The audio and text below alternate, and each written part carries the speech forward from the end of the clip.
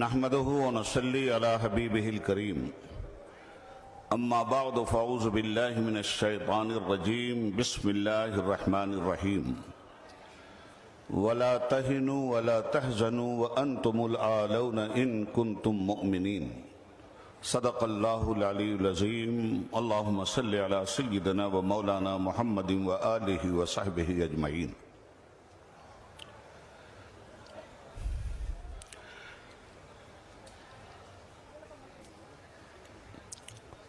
محترم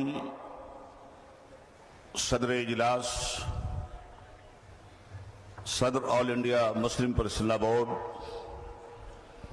فقیہ العصر حضرت علامہ قاری سیف اللہ رحمانی صاحب، آل انڈیا مسلم پرسنل بورڈ کے جنرل سیکریٹری حضرت مولانا فضل رحیم مجددی صاحب، اسٹیج پہ تشریف فرما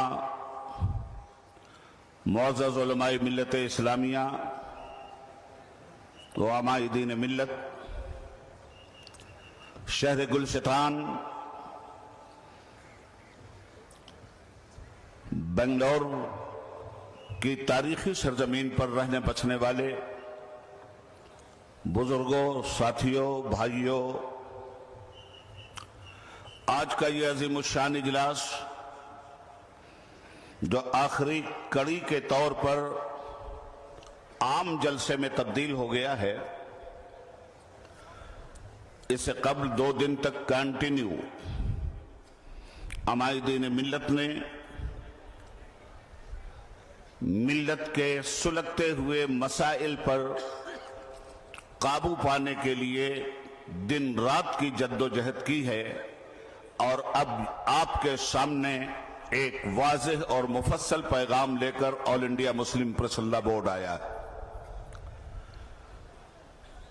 خالد کبھی ہاتھوں میں علم لیتے ہیں، طارق کبھی موجوں کے قدم لیتے ہیں، ہر دور میں اٹھتے ہیں یزیدی فتنے، ہر دور میں شبیر جنم لیتے ہیں۔ محترم حضرات، ہمارا ملک 15 اگست 1947 کو آزاد ہوا، مگر یہ آزادی تن کے گورے من کے کالے انگریز سونے کی تھال میں رکھ کر ہمارے حوالے نہیں کر گئے۔ 1857 سے لے کر 1947 تک اس ملک کے ہندو، مسلم، سکھ، عیسائیوں نے بے پناہ قربانی دی ہے، تب یہ ملک آزاد ہوا۔ ہندوستان کی آزادی میں ہر ملت کا، ہر مذہب کا، ہر مسلک کا، ہر مشرب کا خون شامل ہے۔ ملک کی آزادی کے بعد ہمیں سمویدھان، دستور ہند بہت دنوں تک نہیں ملا۔ اس ملک کو کیسے چلانا ہے، اس کے لیے بہت پاپڑ بیلنے پڑے ماہرین قانون کو ڈاکٹر بھیم راؤ امبیڈکر صاحب کی صدارت میں۔ مسئلہ ملک کی تقسیم کے بعد کشمیر سے لے کر کنیا کماری کی سرحدوں تک اور گجرات کی کھاڑی سے لے کر گجرات کی وادی سے لے کر بنگال کی کھاڑی تک کا تھا۔ آپ ہم سب جانتے ہیں کہ اس ملک میں درجنوں مذاہب ہیں، اس ملک میں سینکڑوں زبانیں ہیں، ہزاروں تہذیبیں ہیں، اور ملک اتنا بڑا ہے جس ملک میں رنگا رنگ تہذیبوں اور مذہبوں کے رہنے پر ایک بڑی مشکل آن پڑی تھی کہ آخر ہندوستان کا دستور کیسا بنایا جائے جس دستور کے دامن میں ہر ذات کی، ہر برادری کی، ہر مذہب کی، ہر ملت کی اور ہر روایت کی سمائی ہو سکے۔ 2.5 साल 3 साल लग गए हमारे मुल्क को दस्तूर देने में। मैं हिंदुस्तान की पार्लियामेंट का 18 साल तक कंटिन्यू मेंबर पार्लियामेंट रहा हूं, इसलिए इस बात को 2 मिनट में आपके सामने वाज़ेह करना चाहता हूं। मुल्क तो आजाद हुआ 15 अगस्त 1947 को, मगर इस मुल्क को संविधान और दस्तूर हिंद मिला 26 जनवरी 1950 को। 26 जनवरी 1950 को पार्लियामेंट की सभा पटल पर मुल्क का दस्तूर रख दिया गया और दस्तूर ने यह तय कर दिया कि हिंदुस्तान को चलाने के लिए और हिंदुस्तानियों को एक धागे में जोड़कर रखने के लिए इसी कानून और इसी दस्तूर के मातहत तमाम हिंदुस्तानियों को अमल करना होगा। अब जब हम मुल्क के इस दस्तूर को देखते हैं तो 1947 से लेकर आज तक मुल्क के दस्तूर की रोशनी ही में हिंदुस्तानी अपनी जिंदगी के नशेबो फराज की गुत्थियां सुलझाते हैं।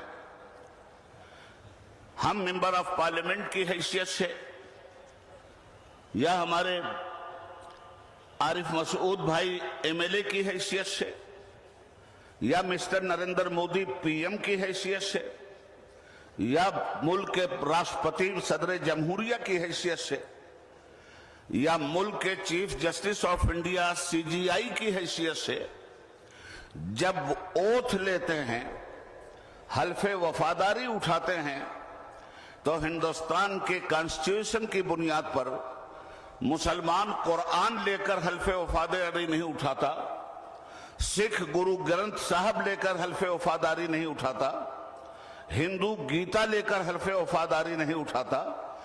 जितने लोग हैं अपनी मजहबी किताब को हाथ में लेकर हल्फे वफादारी नहीं उठाते, बल्कि दस्तूर हिंद को हाथ में लेकर हल्फे वफादारी उठाया जाता है। और दस्तूर हिंद क्या कहता है? हिंदुस्तान की सरजमीन पर रहने बसने वाले सारे लोग हिंदुस्तानी हैं। हिंदुस्तान में जितने मज़ाहिब हैं, हर मजहब की हिफाजत दस्तूर हिंद की जिम्मेदारी है। दस्तूर हिंद पे अमल कौन करवाएगा? अमल करवाने के लिए आपके सिलेक्शन से इलेक्शन के जरिए गवर्नमेंट बनती, और जो गवर्नमेंट अक्सरियत के साथ पावर में आ जाती है, उस गवर्नमेंट की जिम्मेदारी होती है कि उसूलों से मुनहरिफ न होकर हिंदुस्तानियों को मुसीबत में न डालते हुए इनके मसाइल का सही हल तलाश करे।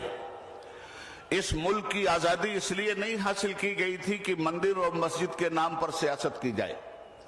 इस मुल्क की आजादी इसलिए नहीं हासिल की गई थी कि लोगों के धर्म कर्म में हस्तक्षेप किया जाए। मुल्क का दस्तूर हिंद साफ तौर पे कहता है कि हर मजहब के लोगों को अपने अपने मजहब पर रहने की आजादी है, अपने अपने मजहब पर अमल करने की आजादी है, अपने अपने मजहब की तबलीग करने की आजादी, और अपनी अपनी संपत्ति को और अपनी अपनी जायदादों की हिफाजत करने की आजादी। आप इस मुल्क में इस्लाम का प्रचार और प्रसार कर सकते हैं, इसकी आजादी। दूसरे मजहब के लोग अपने मजहब का प्रचार और प्रसार कर सकते हैं, इसकी आजादी। आप इस मुल्क में मदरसे खोल सकते हैं, यूनिवर्सिटी खोल सकते हैं, कॉलेज खोल सकते हैं, ये आपकी आजादी। और इसी मुल्क में 2 तरह के कवानीन हैं। एक कानून को क्रिमिनल कानून कहते हैं और दूसरे कानून को सिविल कानून कहते हैं। सिविलियन कानून अलग हैं और ताज़ीरात हिंद के कवानीन अलग हैं।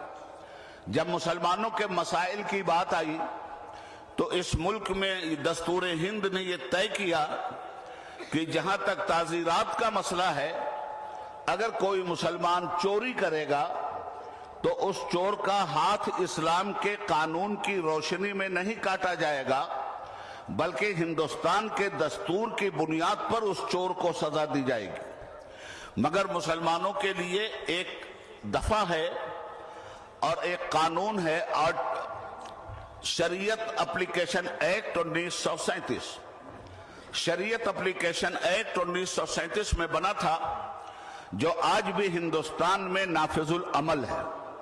शरीयत एप्लीकेशन एक्ट में दस्तूर हिंद ने मुसलमानों के बारे में जो वाज़ेह पैगाम दिया وہ پیغام یہ تھا کہ مسلمان اپنے داخلی مسائل کا حل قرآن اور سنت کی بنیاد پر تلاش کریں گے۔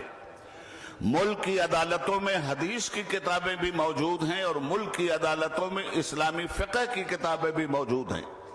ملک کی عدالتوں میں ہدایہ بھی موجود ہے اور ملک کی عدالتوں میں فتاوی عالمگیری بھی موجود ہے۔ ہندوستان کے مسلمانوں کا جب کوئی آئلی مسئلہ آئے گا تو 125 CRPC کے تحت نہیں طے ہوگا بلکہ شریعت اپلیکیشن ایکٹ 1937 کی بنیاد پہ طے ہوگا۔ اب شریعت اپلیکیشن ایکٹ 1937 کیا ہے؟ مسلمانوں کے داخلی مسائل، نکاح کا مسئلہ، طلاق کا مسئلہ، اوقاف کا مسئلہ، قبرستان کا مسئلہ، عیدگاہ کا مسئلہ، مسجدوں کا مسئلہ، یہ سارے مسائل اگر مقدمات کی شکل اختیار کر لیں گے تو اس میں گورنمنٹ کو بھی انٹرفیئر کرنے کا حق نہیں ہے اور سپریم کورٹ کے بھی انٹرفیئر کرنے کا حق نہیں ہے۔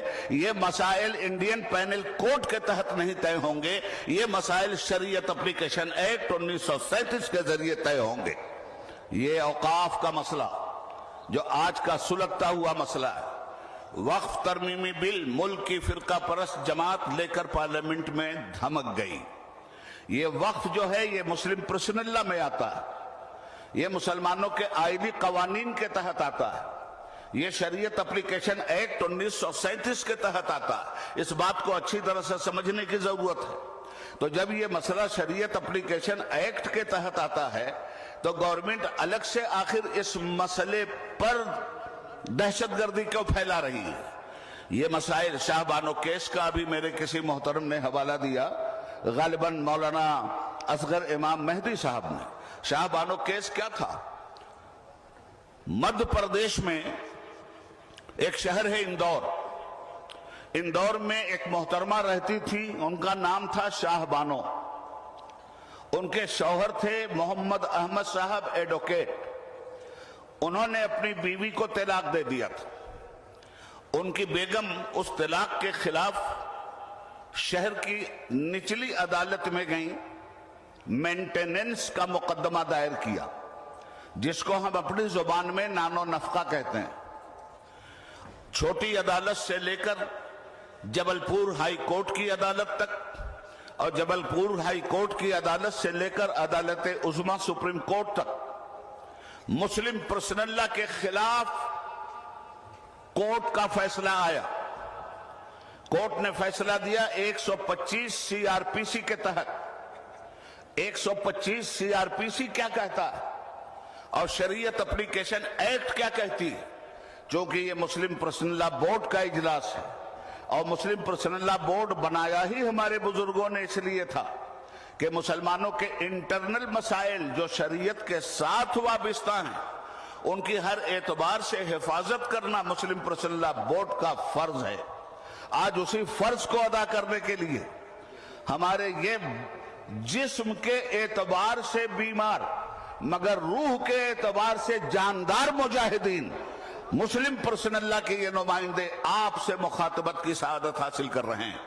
میں آپ سے عرض کرنا چاہتا ہوں، شاہ بانو کیس میں سپریم کورٹ کی فل بینچ کا فیصلہ تھا، یاد رکھیے گا اس کو، اور 125 CRPC کے تحت تھا۔ اب میں یہ بتانا چاہوں گا چونکہ مسلم پرسنل لا بورڈ کا یہ اجلاس ہے، تھوڑا سا مجھے موقع 10 منٹ کا دے دیا جائے۔ میں عرض یہ کرنا چاہتا ہوں کہ شریعت کیا کہتی ہے؟ علماء اور مفتیان کرام بیٹھے ہیں۔ شریعت اپلیکیشن ایکٹ کیا کہتا ہے؟ اگر آپ نے اپنی بیوی کو طلاق دے دیا ہے تو عدت کی مدت تک کا خرچ اسے آپ کو دینا ہوگا اور اس کے بعد وہ عورت بھی آزاد ہے، آپ بھی آزاد ہیں۔ مگر اس کے خلاف فیصلہ یہ آیا اور 125 CRPC کے تحت مسلم پرسنل لا میں انٹرفیئر کرتے ہوئے فیصلہ آیا کہ شاہ بانو جب تک مر کر ہندوستان سے قبرستان نہیں پہنچ جاتی یا شاہ بانو جب تک دوسری شادی نہیں کر لیتی تب تک ان کو سارا خرچہ طلاق دینے والے شوہر کو دینا ہوگا۔ مسلمانوں نے انگڑائی لی۔ یہ مسئلہ 1984 1985 میں چلا اور 1986 جولائی تک چلتا رہا۔ سپریم کورٹ کی فل بینچ نے مسلم پرسنل لا کے خلاف فیصلہ دیا تھا۔ مسلم پرسنل لا بورڈ اسی طرح میدان میں آیا اور مسلم پرسنل بورڈ نے پورے ہندوستان میں اسی طرح لاکھوں لاکھ مسلمانوں کی موجودگی درج کرائی اور حکومت کو یہ بتایا کہ ہے قول محمد قول خدا، فرمان نہ بدلا جائے گا، بدلے گا زمانہ لاکھ مگر قرآن نہ بدلا جائے گا۔ اور نتیجے میں 1986 میں ملک کی پارلیمنٹ میں مسلمانوں 2:30 بجے رات تک پارلیمنٹ کا سیشن چلا ہے اور 2:30 بجے رات میں یہ فیصلہ ہوا کہ سپریم کورٹ کی فل بینچ کا فیصلہ ملک کی عدالت نے چونکہ سنویدھان کے خلاف دیا ہے اس لیے اسے ڈیلیٹ کیا جاتا ہے، ریجیکٹ کیا جاتا ہے اور شریعت اپلیکیشن ایکٹ 1937 کو بحال کیا جاتا ہے۔ ایک لڑائی آپ لڑ چکے ہیں 1985 اور 86 میں اور اللہ نے آپ کو کامیابی دی تھی۔ ملک کی آزادی اس لیے نہیں دی گئی تھی کہ ایک کی غلامی سے نکل کر دوسرے کے غلام ہم بن جائیں، مگر سفید انگریز بڑا ہوشیار تھا، جاتے جاتے کالی اولادیں یہاں پیدا کر کے گیا تھا۔ لڑاؤ اور حکومت کرو یہ اس کی پالیسی تھی، لڑاؤ اور حکومت کرو آج اس کی کالی اولادوں کی پالیسی ہے۔ نہ سفید انگریزوں کی پالیسی چلنے دیں گے نہ ان کی کالی اولادوں کی پالیسی چلنے لگیں گے۔ نعرہ تکبیر، نعرہ تکبیر۔ مسلم پرسنل بورڈ داخلی اعتبار سے مسلمانوں کے مسائل کیا ہیں ان پہ بھی نگاہ رکھتا ہے اور خارجی اعتبار سے مسلمانوں کے کیا مسائل ہیں ان پہ بھی نگاہ رکھتا ہے۔ آج خارجی اعتبار سے ہمارے حقوق کو ہڑپ کر لینے کی اور ہماری وقف املاک کو تباہ کرنے کی جو سازش کی گئی ہے، مسلم پرسنل بورڈ اس پر بے چین ہو کر آج آپ کو بلائے ہوئے ہے۔ مگر میں آپ سے کہنا چاہتا ہوں اس ملک میں 2 فیکٹریاں کھلی ہوئی ہیں، ایک انٹرنل فیکٹری ہے اور ایک ایکسٹرنل فیکٹری ہے۔ خارجی فیکٹری اسلام کے دشمنوں نے کھول رکھی ہے اور وہ دن رات آپ کو تنگ کر رہے ہیں، اور داخلی فیکٹری بدقسمتی سے مسلمانوں نے خود کھول رکھی ہے۔ یہ شراب جو مسلمان پی رہا ہے اس کی داخلی فیکٹری کا نکلا ہوا ہے، یہ جو زناکاری ہو رہی ہے یہ داخلی طور پہ مسلمان کر رہا ہے، یہ جو سود کھا رہا ہے یہ داخلی طور پہ مسلمانوں کا مسئلہ ہے۔ مسلمانوں کو حکومت نے نہیں کہا ہے کہ سود کھاؤ، مسلمانوں کو کسی باہر کی طاقت نے نہیں کہا ہے کہ شراب پیو، مسلمانوں کو کسی باہر کی طاقت نے نہیں کہا ہے کہ تعلیم مت حاصل کرو۔ تو خارجی طور پر ہمیں تباہ کیا جا رہا ہے، جرم یہ ہے کہ ہم مسلمان ہیں، اور داخلی طور پر ہم کوئی ایسا کام ہی نہیں کرتے جس سے ثابت کریں کہ واقعی ہم رسول اللہ کی امت ہیں صلی اللہ علیہ وآلہ وسلم۔ دنیا کی نگاہ میں آج ہمارا جرم کیا ہے؟ ہندوستانی مسلمانوں، دنیا کی نگاہ میں تمہارا جرم صرف اتنا ہے کہ تم مسلمان ہو۔ تو زمین کے اوپر تو ہم اس جرم میں مار کھائیں کہ ہم مسلمان ہیں، اور زمین کے نیچے جاتے ہی منکر نکیر پوچھیں کہ تم مسلمان کب تھے تو ہم تو ادھر سے بھی گئے بھائی ادھر سے بھی گئے۔ اس لیے یہ اجلاس بڑی متانت اور سنجیدگی کا اجلاس ہے، آپ کے مسائل پر گفتگو ہو رہی ہے۔ اگر ہم حکومت کی غلط پالیسیوں کو ختم کروانے میں کامیاب بھی ہو گئے اور انشاءاللہ ہوں گے تو میں آپ سے یہ کہنا چاہتا ہوں کہ کیا آپ اپنی اندر کی کمزوریاں ختم کیجئے گا یا نہیں کیجئے گا؟ ابھی باتیں ہو رہی تھیں کہ جہیز دنیا بھر کا لیا جا رہا ہے۔ میں مسلمانوں اپنے علماء سے ہاتھ جوڑ کر معافی مانگتا ہوں، اور فتوے کی تلوار نکال لیں وہ میان سے، میری گردن پہ بھی رکھ دیں، مگر جب تک میری پوری بات نہ ہو جائے وہ تلوار خدا کے لیے نہیں چلنی چاہیے۔ میں تم سے بالکل الگ بات کہنا چاہتا ہوں۔ لوگ یہ کہتے ہیں کہ غریب لڑکیوں سے شادی نہیں کی جا رہی، نہیں کر رہے ہیں، لوگ صرف امیر گھرانہ تلاش کرتے ہیں۔ میں ان لوگوں کا ساتھ دینا چاہتا ہوں جن کا نظریہ یہ ہے کہ غریب گھر میں ہم شادی نہیں کریں گے۔ میں ان کا آج ساتھ نہیں دینے کے لیے تیار ہوں جن کا نظریہ یہ ہے کہ ہم غریب گھر کے اندر شادی نہیں کریں گے، مت کرو شادی۔ میں تو کہتا ہوں کسی قیمت پر کسی غریب کے گھر میں شادی مت کرنا، میں تمہارے فیور میں ہوں۔ جب بھی شادی کرنا تو امیر گھرانے میں کرنا، دولت مند لڑکی نہ ہو تو شادی مت کرنا، اس کے گھرانے والے دولت مند نہ ہو تو شادی مت کرنا۔ مگر یہ دولت کا پیمانہ تم نہیں طے کرو گے، یہ दौलत का पैमाना वही शरीयत तय करेगी जिसकी हिफाजत के लिए इजलास हो रहा है। हम रसूल पाक से पूछेंगे, या रसूल अल्लाह गरीब मुसलमान कौन है और अमीर मुसलमान कौन है? तो नबी की बारगाह से हमें ये पैगाम मिलेगा, गरीब मुसलमान वो है जो नमाज नहीं पढ़ता, अमीर मुसलमान वो है जो नमाज पढ़ता है। गरीब मुसलमान लड़की वो है जो नमाज नहीं पढ़ती, अमीर मुसलमान लड़की वो है जो नमाज पढ़ती है। गरीब मुसलमान लड़की वो है जो हराम नहीं खाती, अमीर लड़की वो है जो हराम नहीं खाती। तो जब शादी ही करनी है तो ऐसा घराना तलाश करो जिसमें दीन की दौलत मौजूद हो, इखलाक की दौलत मौजूद हो, हयादारी की दौलत मौजूद हो, बेपर्दगी से वो बच रही हो। आखिर गरीबी और अमीरी का ये मेयार आपने क्यों कायम कर लिया है? अल्लाह और रसूल ने जो गरीबी और अमीरी का मेयार कायम किया है, आप आइए उस मेयार की तरफ। दुनिया क्या आपको बदलेगी? आप तो खुद भी अपने दीन को बदलते चले जा रहे हो। बात बड़ी कड़वी है। मैं आपसे पूछना चाहता हूं, जब जहेज आप लेते हैं वहां दीन आपका होता है? जब बारात आप लेके जाते हैं वहां दीन आपका होता है? जब पटाखे आप फोड़ते हैं वहां दीन आपका होता है? जब आप फजूल खर्ची करते हैं क्या वहां दीन आपका होता है? जब माल की आप नुमाइश करते हैं क्या वहां दीन आपका होता है? जब एक दूसरे को 6 इंच छोटा करने की कोशिश दौलत हासिल करने के लिए आप करते हैं तो क्या आपका दीन वहां होता है? बारात जाएगी, शादी होगी तो शादी इस्लामी तरीके से होगी या गैर इस्लामी तरीके से? तो अब शादी का एहतमाम हमारे यहाँ कैसे हो रहा है? पहले मेहंदी की रस्म, इस्लाम गायब। उसके बाद रत जगे की रस्म, इस्लाम गायब। उसके बाद ढोलक बजेगी, इस्लाम गायब। उसके बाद लड़की वालों पे 200 बारातियों का बोझ डाला जाएगा, इस्लाम गायब। उसके बाद पटाखे फोड़े जाएंगे, वहां भी इस्लाम नहीं। उसके बाद बारात जाएगी, वहां भी इस्लाम नहीं। उसके बाद जब लड़की वाले के घर पे पहुंचेंगे तो वहां भी तूफान मचाएंगे, वहां भी इस्लाम नहीं। कहीं भी तो आपके साथ इस्लाम चला या कहीं भी इस्लाम को आप साथ में लेके चले?